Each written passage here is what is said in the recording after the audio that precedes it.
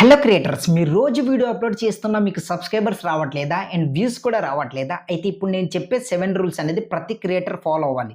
ఎందుకంటే మీకు వ్యూస్ రావాలన్నా, సబ్స్క్రైబర్స్ రావాలన్నా ఈ సెట్టింగ్స్‌ని ఫాలో అయితేనే యూట్యూబ్ ఇచ్చిన సెట్టింగ్స్ ఎప్పుడైతే ఫాలో అవుతారో అప్పుడే సబ్స్క్రైబర్స్ వస్తారు అండ్ వ్యూస్ కూడా వస్తాయి. ఎందుకంటే మీ వీడియో రికమెండ్ చేస్తేనే కదా ఎక్కువ మంది క్లిక్ చేస్తారు, వ్యూస్ వస్తాయి. వీడియో నచ్చితే సబ్స్క్రైబ్ చేసుకుంటారు. కనుక ఇప్పుడు నేను చెప్పే 7 సెట్టింగ్స్ అనేది మిస్ కాకండి. ఇందులో మూడో సెట్టింగ్ అయితే చాలా ఇంపార్టెంట్. కనుక వీడియోని ఎక్కడ స్కిప్ చేయకుండా చివరి వరకు చూడండి. సో లేట్ చేయకుండా టాపిక్లోకి వెళ్ళిపోదాం. అండ్ వీడియోలోకి వెళ్ళే ముందు అందరు కూడా ఒక చిన్న లైక్ చేసి సపోర్ట్ చేస్తారా రాస్తున్నా. అండ్ కొత్తగా చూస్తున్న వాళ్ళందరూ కూడా ప్లీజ్ సబ్స్క్రైబ్ చేసుకుని సపోర్ట్ చేయండి. సో లేట్ చేయకుండా టాపిక్లోకి వెళ్ళిపోదాం.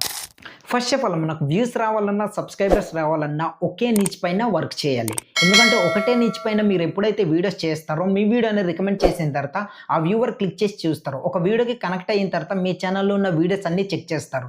దాంట్లోని ఒకే నీచ్ పైన మీరు వీడియో చేశారనుకోండి, ఓకే పలానా క్రియేటర్ అనేది ఒకటే నీచ్ పైన వర్క్ చేస్తున్నారు కనుక నాకు హెల్ప్ఫుల్ అవుతుంది, నేను సబ్స్క్రైబ్ చేసుకుంటా, ఇతని వీడియోస్ని ప్రతిరోజు ఫాలో అవుతా అనుకుని ఇట్లా ఆటోమేటిక్గా ఆడియన్స్ మైండ్ సెట్ని మీరే మార్చుతారు.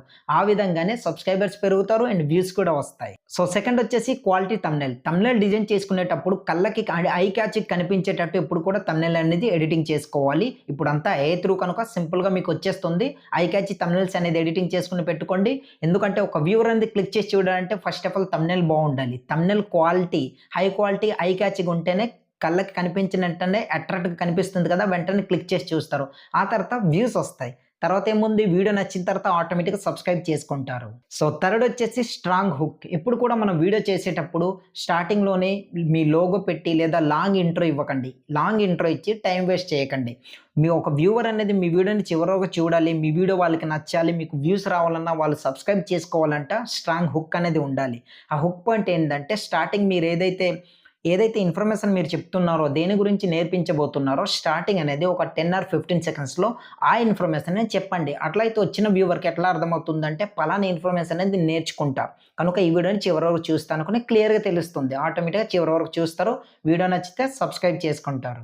అండ్ ఫోర్త్ వచ్చేసి కన్సిస్టెన్సీ లేకపోతే మీరు ఎంత మంచి క్వాలిటీ వీడియో అప్లోడ్ చేస్తున్నా సరే మీకు సబ్స్క్రైబర్స్ రారు and views Rao. Me channel ఏంటో యూట్యూబ్ ఆల్గోరిథంకి అర్థం కాదు.